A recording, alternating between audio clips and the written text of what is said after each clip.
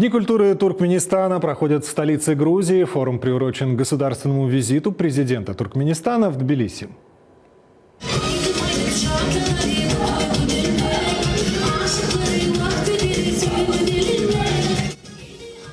Выступления туркменских певцов, музыкантов, фольклорных и танцевальных коллективов вызвали искренний восторг у грузинской публики.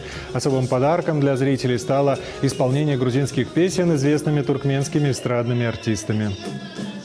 В течение всего концерта мы меняем 8 нарядов. Это требует быстроты, ведь каждый наш номер дает зрителям увидеть разные стороны туркменской культуры и наше наследие. А аплодисменты и эмоции зрителей – самая лучшая награда за все наши труды.